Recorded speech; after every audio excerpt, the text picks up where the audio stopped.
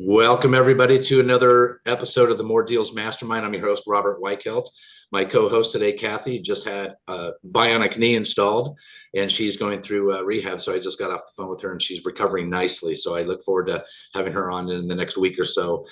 So today is our topic is we're going to go into some REO and BPO, kind of the default space conversation, because a lot of agents don't understand anything about that, because the last time we had a real big default market where it was our huge presence was some time ago.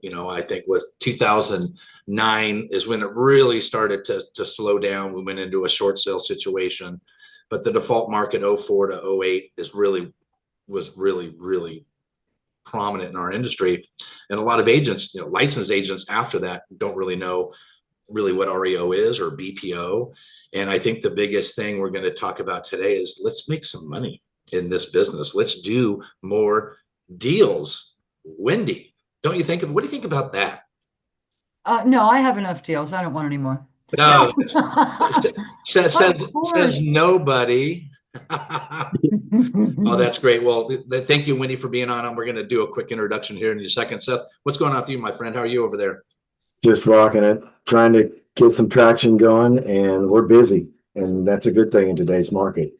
Amen. I love it. Well, good. We've got a lot of great stuff we're going to cover today. So if anybody that's on this call or that's watching it on our YouTube channel or Spotify podcast, just make sure we do the Q&A. Drop it in the chat. And if you have any questions and you're watching this after, just put it in the remarks, and one of our team members will get back to you.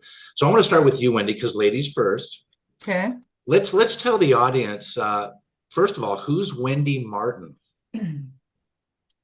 I'm a realtor that started in just before the crash of 2008 with Seth, and we had a rude awakening, didn't we?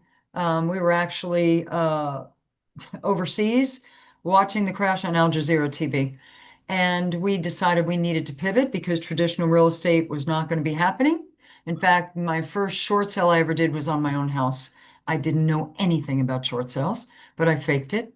So somebody happened to mention BPOs. It was a mortgage banker or mortgage company guy, and that's how we literally saved our butts and saved our business, while half of realtors in Portland, Oregon area left. And so that's why we're here today, because I think we're headed to that same spot, maybe even worse, considering the average realtor in the last 12 months closed 0 to 1 transactions. Yeah. So we want to offer a different revenue stream for guys. Interesting numbers for sure. And I can't wait to talk a little bit more about that. So Wendy, you're licensed, both you and Seth are licensed in Oregon and Washington. Yeah, I mean, it's like being licensed in Southern California. It's basically that's Ventura to San Diego is about the same size as Oregon through Washington. But to tell us a little bit about that in terms of servicing those markets, is Oregon and Washington, are they some different markets than maybe the rest of the country? What's going on in the dynamics of your market versus what you're seeing in other markets? We're about 8 miles from the border of Washington. And yes, it's a different world, but the thing we have in common between Oregon and Washington is we're both judicial and non-judicial with REO. So you see a lot of things happening. The thing we're not too thrilled about is each state has a 6-month redemption period.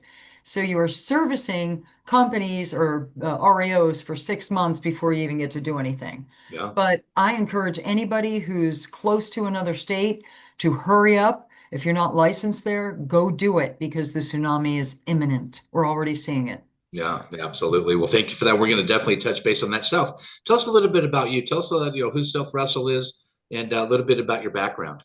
Well, ironically, we joined about the same time. We got in the market in 2004, I did. And much as Wendy described, we were doing traditional real estate, and we were making some traction. And then we decided we were going to take some time off. We went overseas. The market crashed, and we looked at each other and we had to pivot. And that wasn't a replacement of traditional real estate. We're always going to do that. That's the number one job. But we had to find a way to make ends meet. And BPOs were just one component that catapulted us into other segments. short sales and REO being those segments. Yeah. We had to learn through the School of Hard Knocks how to do a BPO, and we mastered it to the point where we continue to do it. It's only a sidebar of what we do in addition to traditional. But our short sale market here, I am expecting it to explode in literally now and into the months coming up ahead. And so it's really been a great way for us to transition from a decent market into the non-traditional distressed market, which is really what we're looking at right now. Got it. Well, I can tell you this, there's a lot of opportunity. And again, I always like to make sure we're very clear. Anytime we talk about distressed markets, distressed homeowners, I don't want anyone to lose their home. I don't want anyone to even have to go through a short sale. I just don't want it. But guess what? It's kind of the thing that it's inevitable. It happens. There's a lot of folks that get a little over their skis. They bite off a little bit more than they can chew, and they find themselves in a situation. I think it's our job as agents to reach out to those folks and say, listen, we have options. There are options. Let's explore those options. Sometimes foreclosure is the only thing that's the only option. But if there's a way we can help somebody keep their home, I'm in for it. I'm good. I'm ready. I absolutely cannot wait to help the next homeowner that reaches out to me, says, Robert, I want to keep our house, but we have no idea how to do it. I'm not going to give them legal advice. I'm not going to try to get paid for a loan mod or any of that jazz, but I'm certainly going to lay out, know your options. Here are your options. First thing is call your mortgage company and find out what your options are. That's really the first place to start. But what happens is they bury their head in the sand. And we need to let them know that there's help out there. We can help guide them through the process. Being a real estate agent, and I am only paid on successful close of escrows, that's the way it works. There are going to be sellers that say, Robert, you helped us trying to navigate this.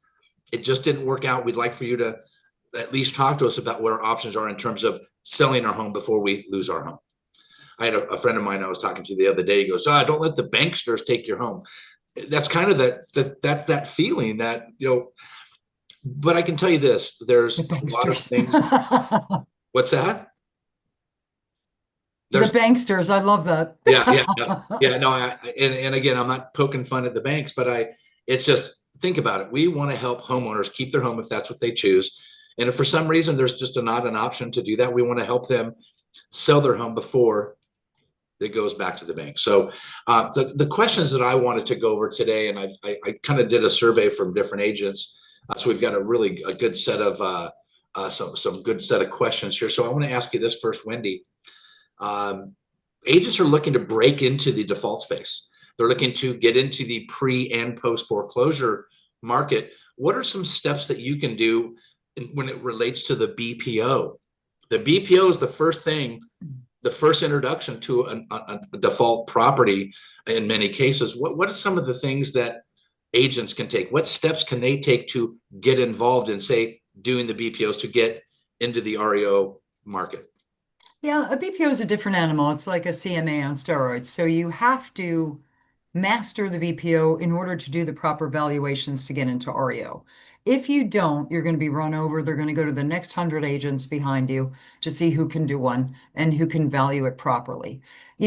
Back like last year and during COVID, a lot of hedge funds and banks were overvaluing properties, ignoring our BPO values and pricing these homes 100 grand over what they should have been. Now they've come back to reality. They've actually apologized and said, we're going to listen to you now because these homes didn't sell. And the last few REOs we got in the last few weeks, every one of them has used our exact BPO value because they've learned. So if you know how to do a BPO, you have grand entry into REO, and it is happening now. The first waves of the tsunami are here, and we're mostly seeing reverse mortgage REO and some other types of HUD. But if you don't know BPO, and that's why we offer our BPO course, you must learn it before you enter that space. Absolutely mandatory. And guys, Wendy dropped in the chat box. And for those of you listening to this on YouTube or Spotify, it'll be dropped in the remarks. But if you're on this call right now, you can take advantage of the link. Check it out. I'm telling you what, BPOs, you can make a decent amount of money. I got news for you guys. Just and look at this. We're getting paid to do a BPO. We're getting paid to be the market expert.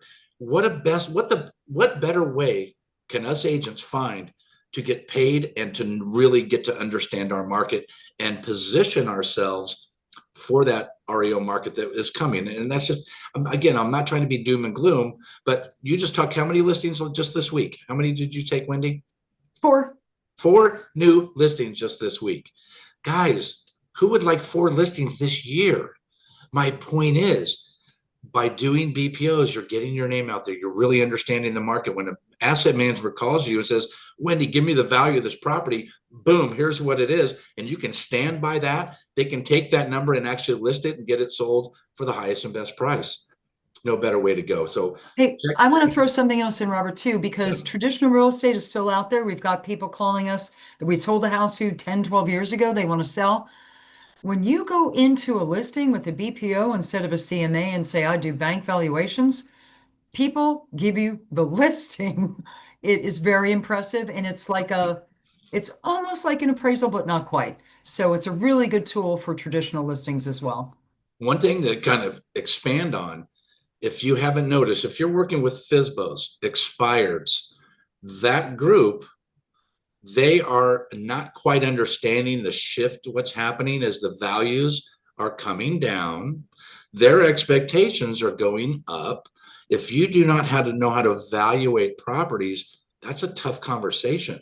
If you've got a seller that comes in and wants to say, my home is worth $1 million because it was at one time, and it's now worth, say, 850, 900. If you know exactly how to evaluate properties, you're going to win the listing every time. Now, if somebody just digs their heels and says, I want $1 million. If I get $1 million, then I'll sell. That doesn't necessarily count too much. Seth, to you, leveraging BPOs. Now, I'm a big fan of doing the BPOs first. That's first things first. Let's talk about first things first. How can agents leverage the BPOs to build relationships, ultimately leading to the REO listings, in your opinion? And the same question to you, Wendy. I think Wendy would agree that if you have a good handle on how to do a BPO and it's accurate and it's to the point, you're going to get people that are going to pay attention to you the next time they have a listing. One thing that I don't think anybody may recognize is that when we're going out and evaluating a property, our BPO is hitting it hard with all of any repair issues that are associated with it, deferred maintenance. That's going to give the lender, in many cases, a true performance on what today's market value is on that specific property. It's not something you're going to get in a CMA. All they're doing is extracting what's on the market there.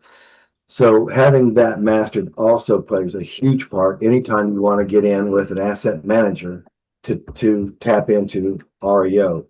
It's also critical when you're dealing with short sales.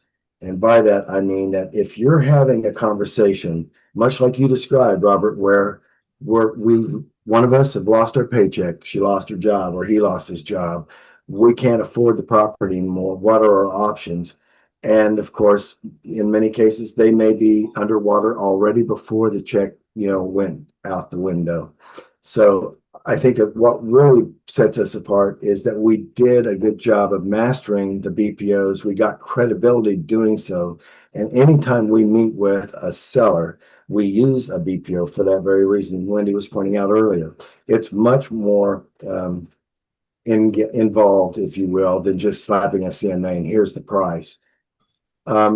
Once you have grasped that and you develop the rapport, your credibility is going to be contingent. It's going to continue on your ability to market a property adequately for a quick sale in many cases. Can I piggyback on that, Robert? Because we learned early on after the last crash that we were doing these interior BPOs for people in default, and we would show up at the door. Now, granted, they don't open their mail anymore. They don't answer the phone.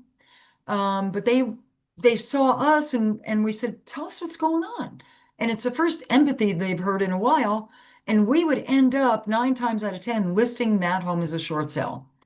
The beauty of that was we were the good guys that came to save the day, yes, but we set the price with our BPO as what we should list it at. Short sale department doesn't talk to the BPO department at banks or servicers. And that's how we closed over 200 short sales. Telling you what, it's an amazing opportunity. You just mentioned you took 4 listings this week. And it's not just because you said, hey, look at my bus bench or look at my marketing that I've sent out to the public. There's a way that you need to reach out to the folks that actually assign those BPOs. So let's talk about, now I know you go over to it in your certification course, but just introduce to us some of the tools that you're doing. I mean, give us some advice on to get into the BPO space. To get into the BPO space. Yeah. First of all, learn how to do it if you don't.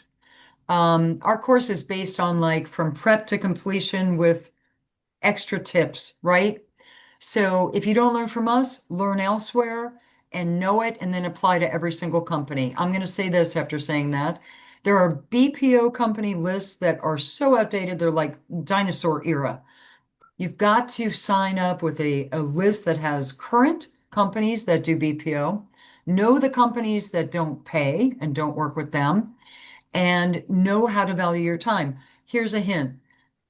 You, as an agent, will pick the comps, you'll pick the value, and you'll also make the comments. Any other data that's extrapolated from MLS or wherever, it's okay to have that done by someone else or autofilled, which is something else we're working on too, just autofill software. That's pure data. It's not going to change. It's not an opinion. So if you're thinking, oh, BPOs take forever to do, no, they don't. If you have tools to have the 70% of it is data, that filled in for you, you just come along and do the rest. I like that. That's always the best way to do it is if it's automated, that makes your life a lot easier. You know, Seth, what are some tips that you're giving agents to get into this space? And keep it in mind, if you do a terrible BPO, what are the chances of them getting another opportunity? Practically zero, to be very honest. I mean, a snowball's chance, right? Yeah. Yeah. One of the things that Wendy and I did back early in the days where you didn't have much access to this type of information, but we did take several courses. We actually spent some time one-on-one with a person that had their own course material. It was very thorough. But you know, that's not just the end all of it. Really, doing a BPO is one thing, but actually having an action plan, if you will. Well, now that I know how to do this, what's my next step to get engaged and get appointments to companies? And are these companies vetted? Well, that's why we developed this program, because Robert, it was really a mere stroke of luck that Wendy and I got into the market when we did. And now it seems like timing is just exactly what we saw 20 plus years ago when all of the storm clouds were forming, and we're seeing it now. So if anybody's online, and if you've ever thought about getting into doing REO or short sales, then the fundamental thing you have to do is get BPOs down and efficiently down without rewrites, that sort of thing. So when I'm engaging with agents and they're asking me these very same questions, it's really a matter of how much energy and effort you've got to put into it, and actually have a list of action items that you're going to follow through with. We have agents that are doing it meticulously. I'm looking at one that just signed on right now. Mike is on our team, and Mike took our course. Hi, Mike. He's not at the dentist. Good to see you. Hey, folks. you You guys have been a wealth of knowledge for me and a great resource. I appreciate all you do. Thanks, Thank you, Rob. sir. Mike, Appreciate thank you. I want to throw in one more thing, and that is something people probably don't realize is BPO orders that come to your email, whether you accept them or not, are early gold. They're leads. You're not going to get them from your title company. You're not going to buy them online. A lot of them say default, especially now. And we keep a parser list, just a sheet of every single one. We've got over, I don't know, 40,000. And you can go through and decide how to market to those people, call them. We have cold callers that do it for us, but that is worth everything, even if you get BPO orders and you never do a BPO. There you go.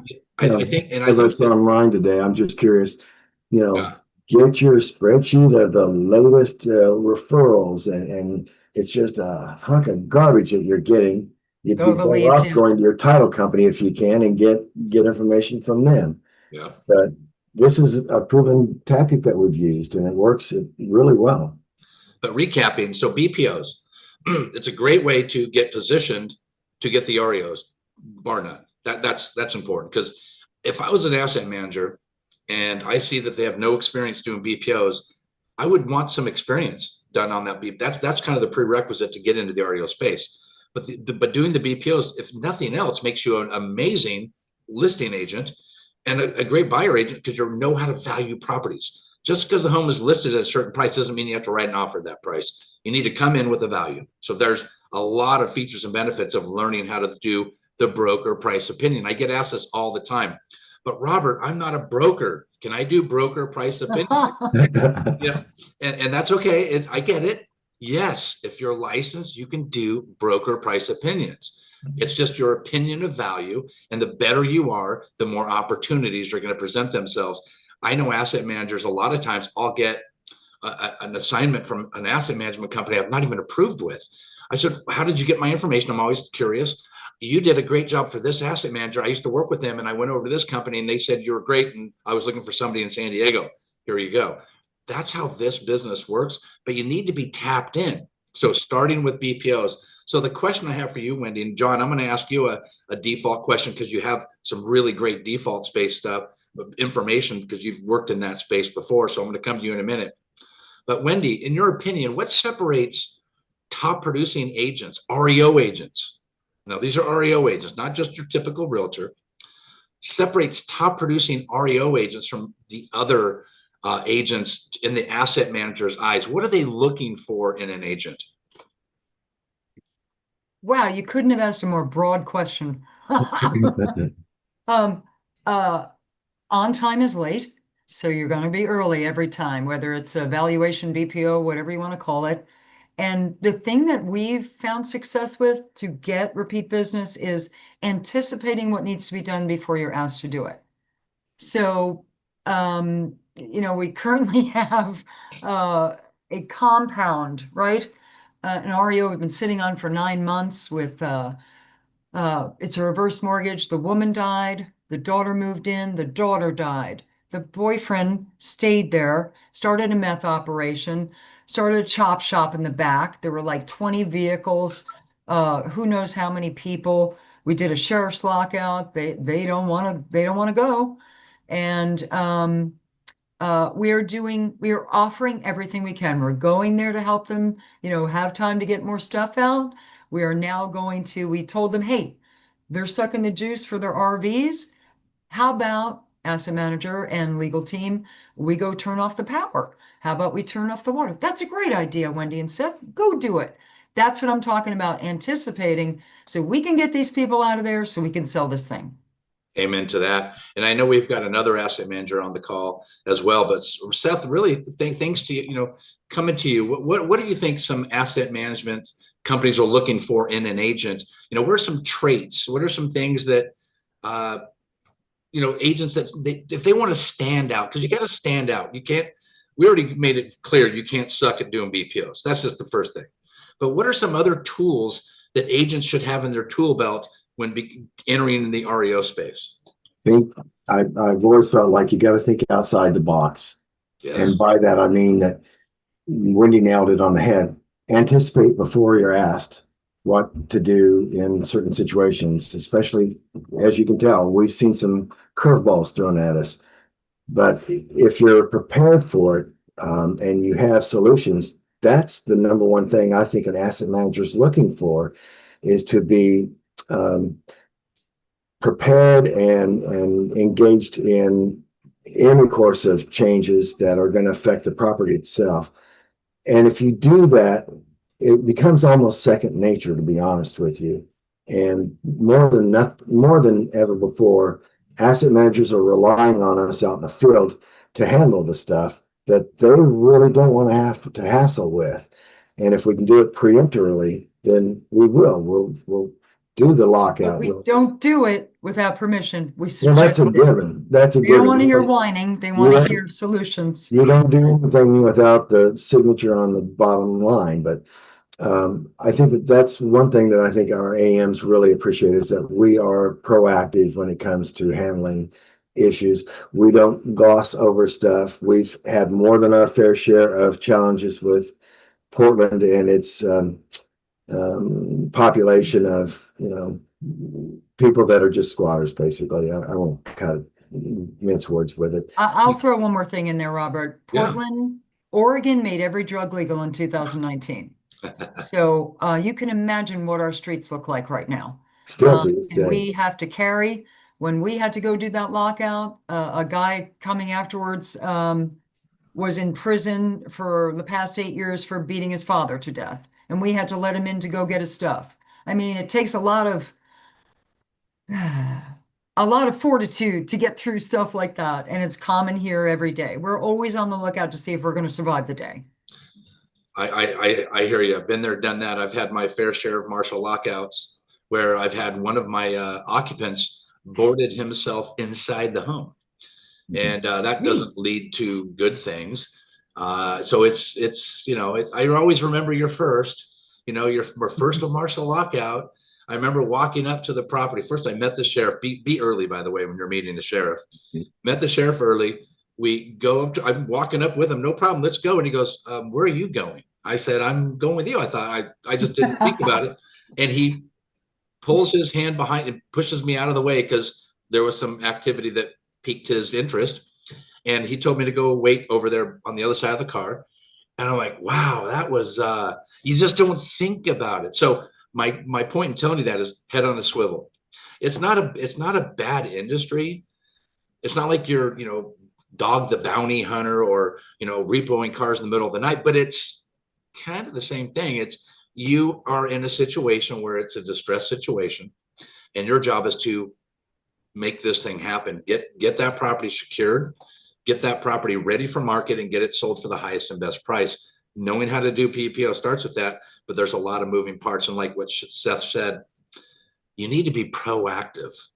I had a Freddie Mac listing one time, Wendy, you and I talked about this before, where I walk up to the property, first time checking occupancy, you don't know if there's somebody there or not. I go up to the property. You can always tell when they've taken off because they always leave the garage open and they leave all the stuff that they do not want on the property.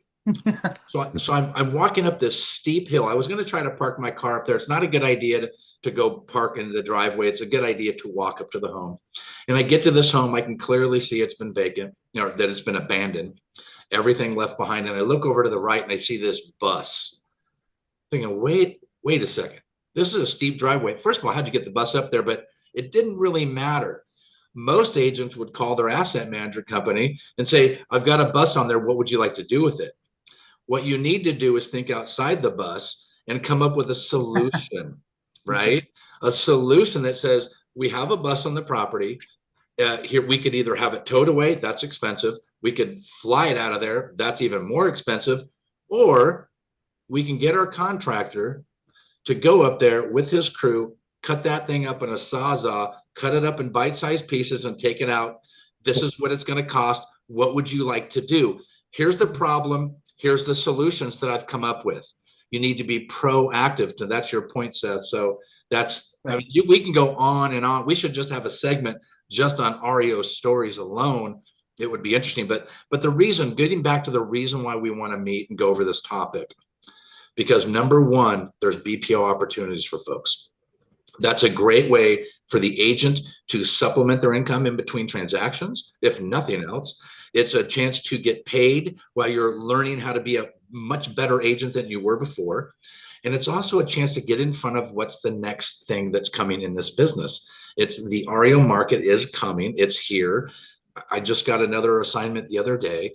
We're waiting for it's obviously you got a unlawful detainer. We've got to go through. There's a lot of new laws that are letting people stay in their home for a much longer period of time. So it's like Wendy started out with 6 months. You get the assignment today and 6 months later, you may have a chance to get it on the market and get it to the point where it can be sold. I had one just recently I sold. It was 2 years of dragging through the courts. And then the final verdict was just move out, leave all your stuff there. And they did, cash their keys, leave the home. Everything was great. Then we get to the property and it was filled to the rim with just random stuff. We pulled out, the contractors came in there to do a clean out, pulled everything out and found 2 cars in the driveway it was so filled with stuff we didn't even know those cars were there. So just a quick idea, the best way to get rid of that car is put it in driving or put it in neutral and let it go out the driveway. And if it's in the city, they can put anyway. My point is, you've got to learn to speak, to really know how to be proactive and be ready to go. So, John, I wanted to bring you up real quick. Don't go anywhere, Seth and Wendy. I certainly want to circle back with a couple more questions. John, you were really heavy. You and your family were really heavy in the default space back the last market. What were you seeing then, and what are you seeing now, if you're even paying attention to that stuff anymore? But what are you seeing in the default space, John Allen? And real quick, just to let you know, John is with Barrett Financial, and he's the best lender I've worked with in a long time. I'll tell you what. Well, I appreciate that, Robert. So, John, thanks for being on, and I'm so grateful you joined us today because your background in this particular topic, default. So, what do you see then? What are you seeing now that's similar?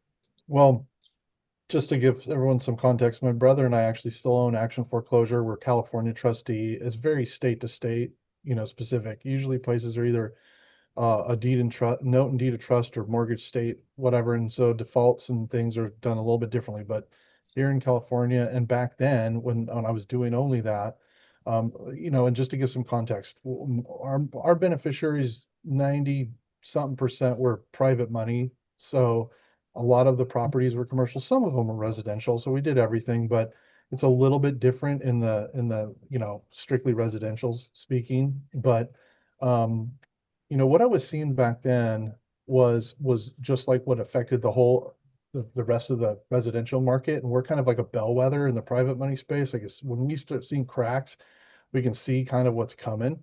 And over leveraged, obviously like really bad notes, small seconds behind huge firsts, really high interest rates, things like that were like little things that were like, oh, that doesn't make sense. So things start not making sense. And we even got to the point, and we were doing like 30, 40 a month defaults. And, we even had to start taking like deposits, which we never had to do because people would be equitably wiped out, with their note before they'd even come to us sometimes. And they didn't even realize it or know. And so we'd have to do we have to analyze everything, kind of see what's going on. Now, we're not there yet, right? Like there's still equity, particularly in California, but we're seeing some over leverage. We're seeing everyone's trying to protect their low interest rate, and they're getting these higher interest rate seconds. And once they start paying bills with mortgages, like paying their utilities because they took money out on an HELOC or something, those are not good signs. It's hard to say what things are doing, but I have seen an uptick, right, in private money defaults. This happens in the flipper space, the developer, the people doing ADUs, like anything. ADUs exploded, and now some people are just overdoing it a bit, and they're getting caught with the music stopped and there's no more chairs left kind of deal. And so we start seeing that. I will add, in my experience, all our clients, again, private money lenders or beneficiaries, they don't want to own the property. Okay.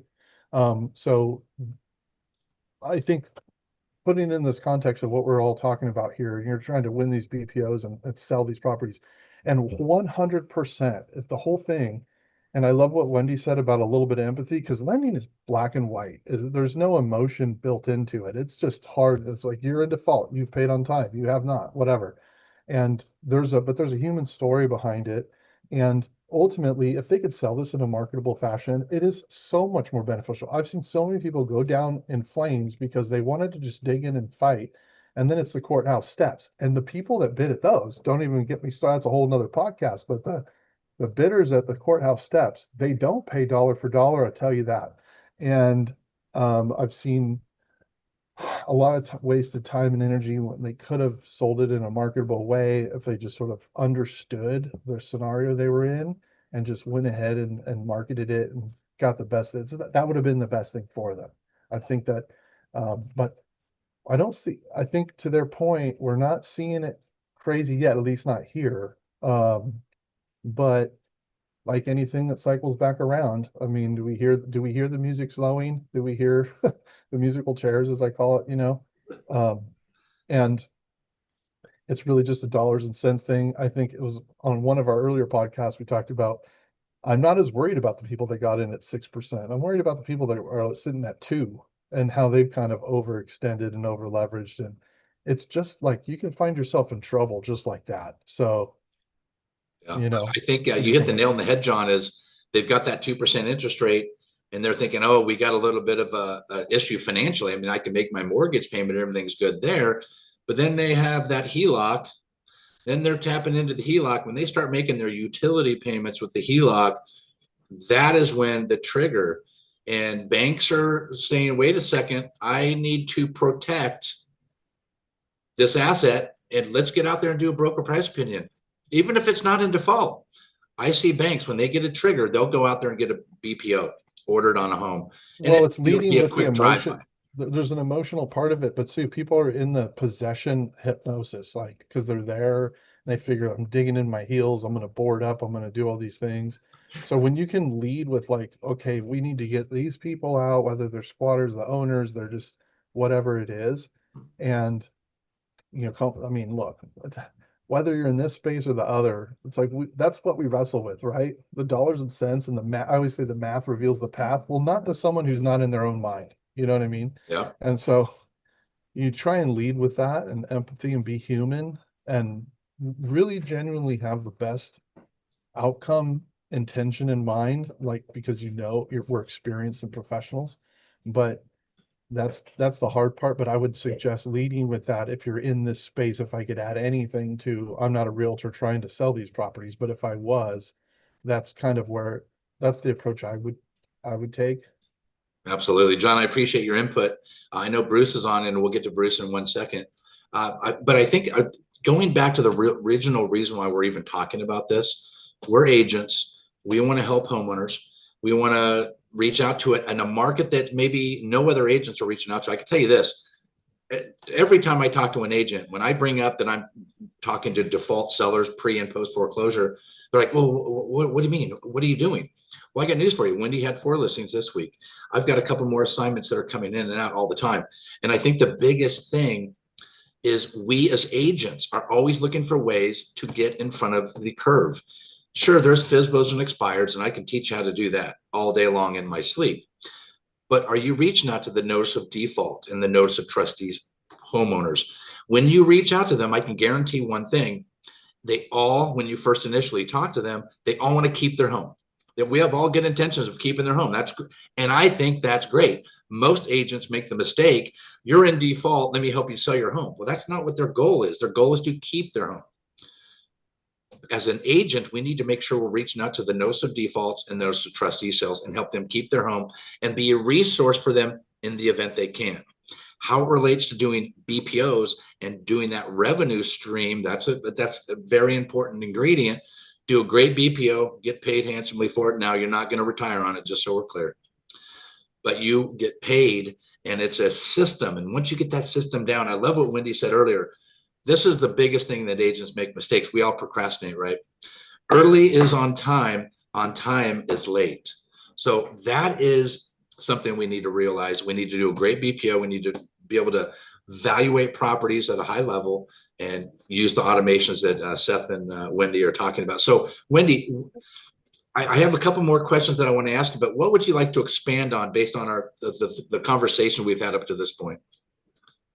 If you're not already doing this, hurry up. We all waited almost 20 years for this, right? We're going to ride this wave probably from all the different sectors I'm hearing it from 5 to 8 years. Mm-hmm. Right now, gas is $6 here. When we go to the grocery store, everything's up 40 to 50%. This is showing car defaults are insane. So This is what a lot of us waited for. Like you, I don't want anybody to lose their house. I'm a facilitator and I'm working it. So if you think, oh, I'll just get in later, it's not going to happen. Yeah, I hear you. Seth, what would you like to add to the conversation up to this point? Well, I found it interesting to hear what John had to say about market conditions and all that, because that's what I pay attention to. We get monthly reports on our market in Portland, and it breaks it down by various market areas. But almost across the board, I'm seeing the common denominator is days on market are going up, price reductions are going up. I think I saw a stat, 46% of the current listings went and had price reductions. And then the other factor is how many of those listings didn't re-sign or re-enlist on the market. They've pulled out of the market. Now, that's going to happen, obviously, but I think that those are all signs that a lot of people are still stuck in their headset that I'm going to get the price that I was told I could get 4 years ago. Well, this is a different market now, folks, and you got to wake up and see the light. So those are the economic factors that I'm looking at and seeing where this is going. And I see a tail on the tape here. It's going to be a while to dig ourselves out of this. It didn't happen overnight. Yeah, and I certainly agree with you. So Wendy, Seth, John, thanks for your great input. And I tell you, days on market, Seth, you hit the nail on the head. Days on market, they're increasing because sellers are digging their heels in on a certain sales price. I got news for you. Those sellers that dig their heels in, let's say they're for sale by owner, they dig their heels in and they can't get their home. Then they become, I want to sell, to I need to sell. And then that's when it starts getting squirrely. And pay attention to the number of expireds in your market, and pay attention to the notice of default and the notice of trustees in your market. Those numbers are indicative of what's happening and what's coming. Those numbers are climbing. I follow them in Southern California, and those numbers are going up big time.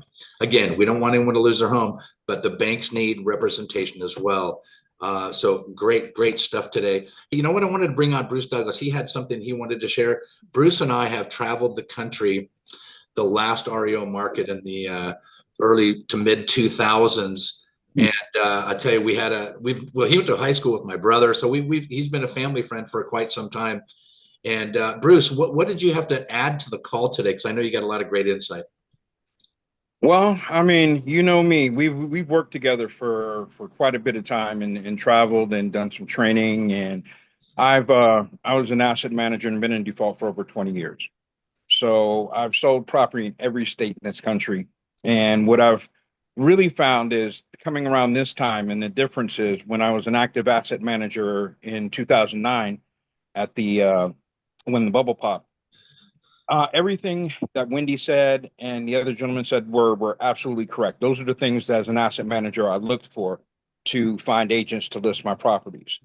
The difference is today, because of the hard money, because there are different things that are coming into play, the same thing still comes into effect. If you know how to value the property, if you bring me solutions rather than problems, and you are proactive in trying to make the situation easier for me, so I can go to my investor at the bank and say, hey, this is the deal. You're more than likely going to get your offers approved. You're going to get your properties sold a lot quicker and a lot easier, and you're going to get more listings from the asset manager. That's what I really wanted to reiterate.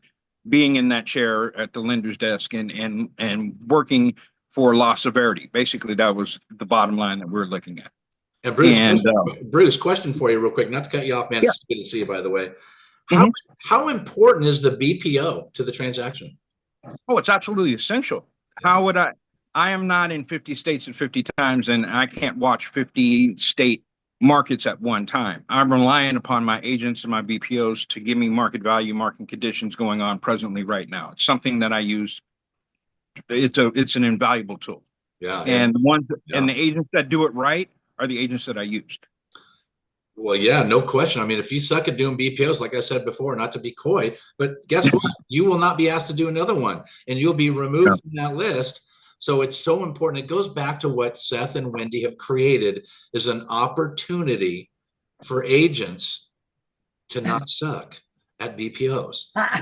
Get in there. I mean, because I can tell you, I've never, I can tell you this, I've not met anybody more knowledgeable than Seth and Wendy when it comes to that space. So you guys, I tell you, Bruce, thanks for jumping on. And I know. Oh, can I mention one more thing? Please Just one do. thing that nobody's mentioned. Yeah. The commercial REO Yes. field.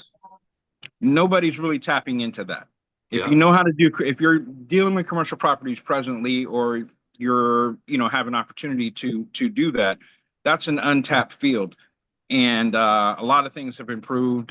That's kind of the field I've been kind of focusing on since coming out of there. And it's something that I'd really like to get Seth and Wendy's opinion on, the commercial REO aspect of it, and what's it like in Oregon and in Washington. Yeah, I can tell you, my brother's doing a lot of BPOs, commercial BPOs, and they pay a whole bunch more, but they're a whole lot more difficult, and not just every agent can do those. So Wendy, go ahead and expand on what you're seeing in the commercial space. Yeah, a commercial BPO would get you $400 to $500, and a regular BPO is 50, 60, Yeah. maybe. Bruce, we looked into this during COVID and went, oh my God, Yeah. this is a big boys network, right? Like, you got to be slinging, and it's your relationships, it seems like, with commercial rather than how good you do your work. So it was kind of daunting. And we were going to get into it in New York City with some attorneys and friends that I have. And I thought, I'm not qualified for this. I don't think I understand it enough to do it. And that is why we kind of stopped and went on in what we were good at. So I want to ask you, what's your take? I could do a BPO on a commercial property, but I don't know that I could. I've heard a lot of them are going to go and get and try to, refi and worm their way out of this stuff rather than, or do short sales, right? Rather than be an REO. Well, a lot of what I've been running across, and a lot of commercial contacts that I had from the business, 'cause a lot of asset managers I worked with previously have gone into the commercial side and are working that presently. It still boils down to the BPO. If you can understand how to do a commercial BPO, if you can use technology, now has made it so much easier to assimilate information. I developed a website myself that does commercial REO disposition from the beginning to the end. And it's tied to CoStar and some other live data repositories that brings you current market conditions, helps with CAMs, helps with all kinds of information that maybe you're not familiar with as a residential agent. If you can do that, it's not really difficult. It's just a step-by-step process. But the same thing holds true. If you can prove to an institution that you can handle a commercial BPO, you understand their market, you're going to get overwhelmed. One market that I'm really interested in, I've been working with, is Pittsburgh, Pennsylvania. That's the highest. It's 162% filings over last year than it was. The highest real estate market, highest default market in the country.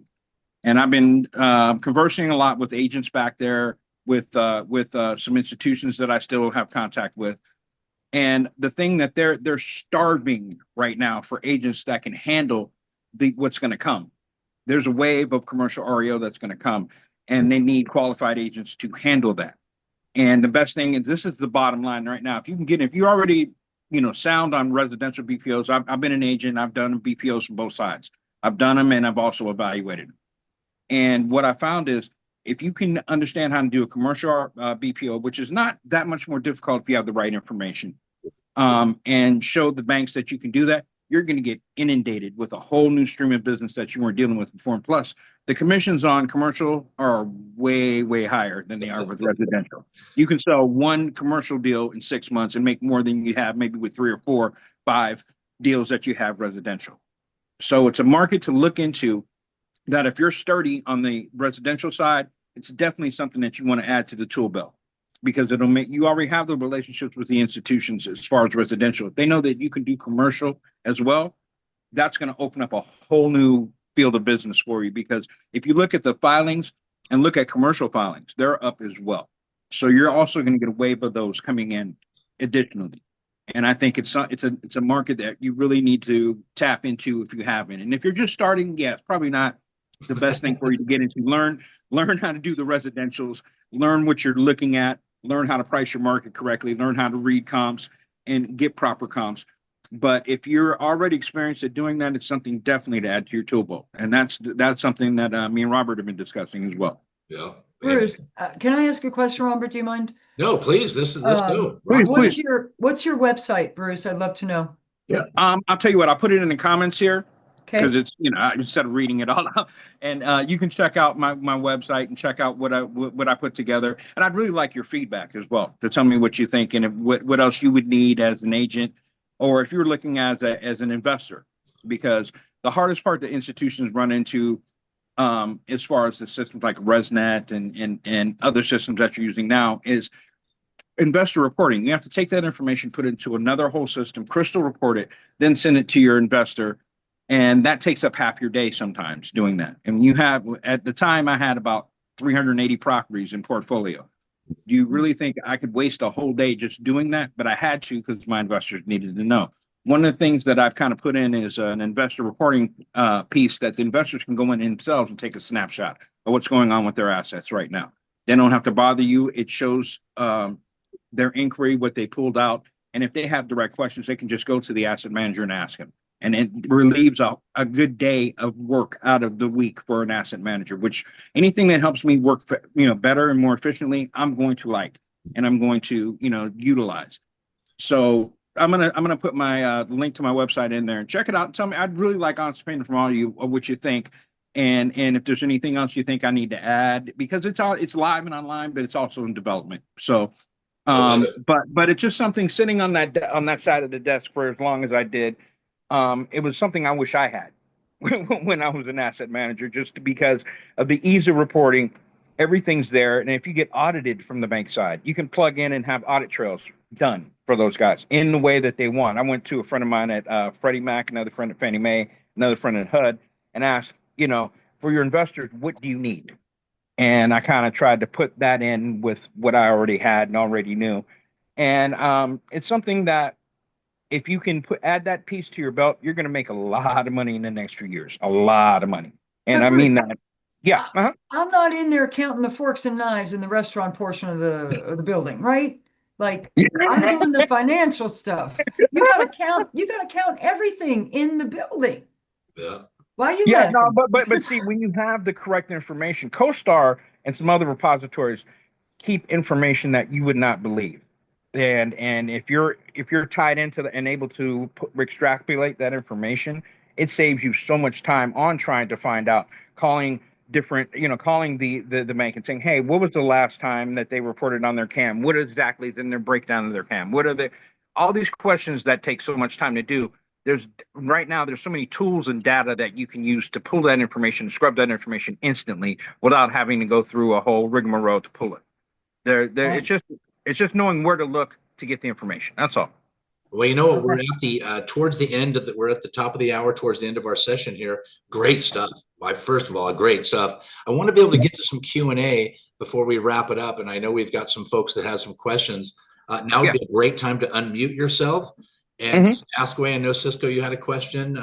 If you still have that question, go ahead and unmute yourself and ask away.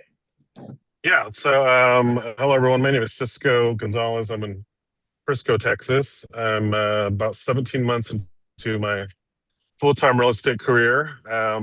And I started working with asset managers about 6 months into my career. And, I just wanted to echo one of the things that I've kind of heard earlier on the call that just really resonates with me. And it's been key to my success with the relationships I've established. I now have 8 asset manager clients, 1 private money lender, and I've kind of become the go-to person that gets them out of binds. The BPOs that are 2 hours away, when other agents tell them no, I can, I tell them absolutely.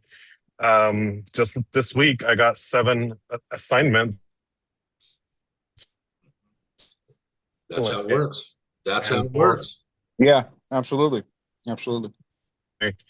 Brokerage who are an REO, and just making sure we execute to help them, get their assets disposition. So the question I have for those of you that do have asset management experience, besides the standard BPO forms and monthly updates, something I give my clients is, do detailed like listing intelligence analytics that shows what I'm doing to market their property, traffic, where it's coming from, ad retargeting volume, how many showings are they averaging per day, per week, and so on and so forth.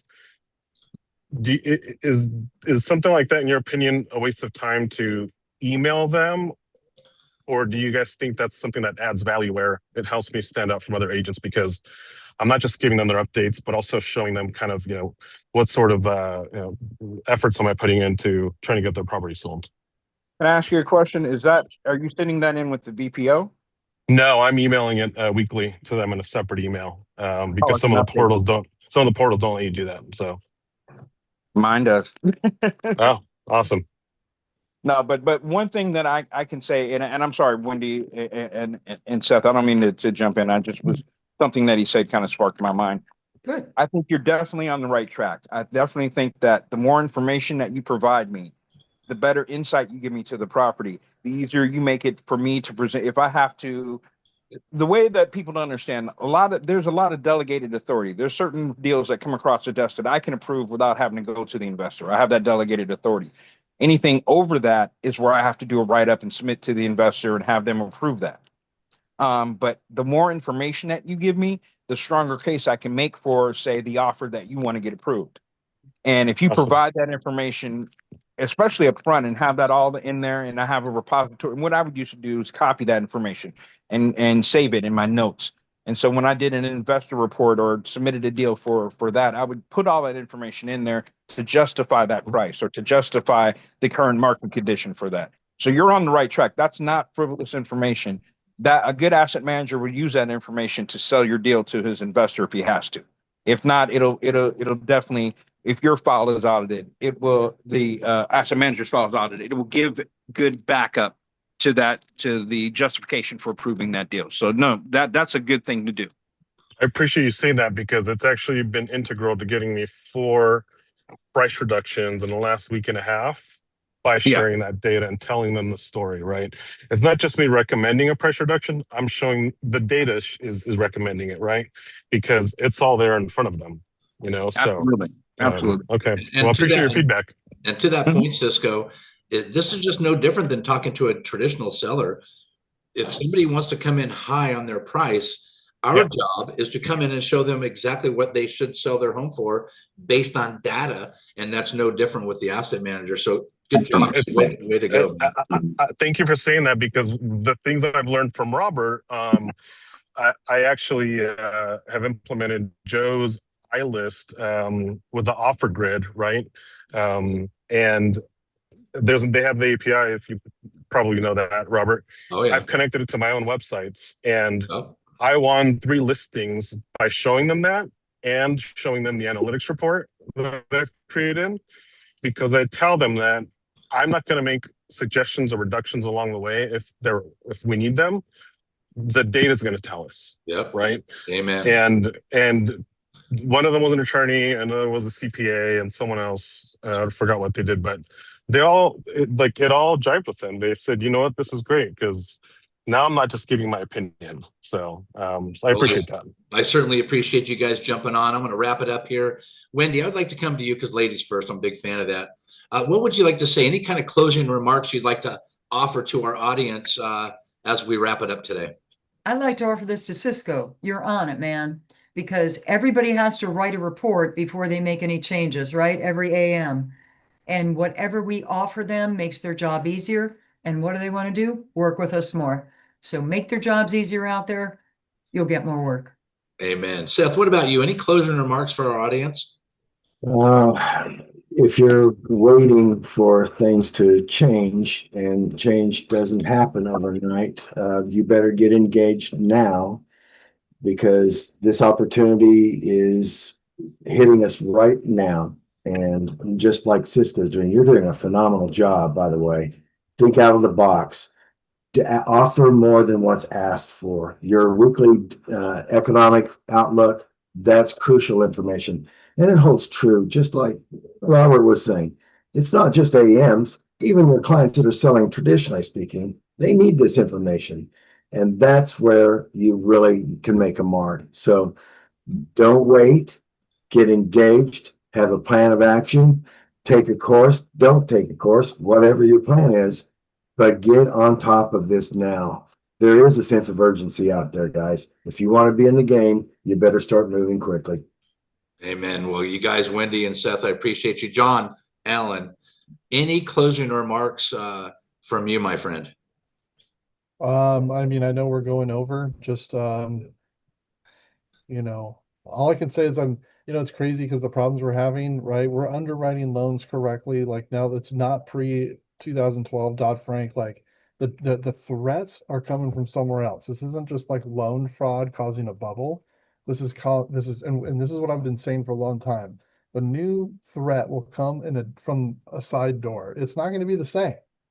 And what we're seeing creep in, again, it's the cost of gas, bread, insurance, all these things that are weighing down, causing the stress and pressure. And yeah, these are just all good ways to be the solution for it. So, amen. Well, guys, I appreciate it. Bruce Douglas, thanks for jumping on, my friend.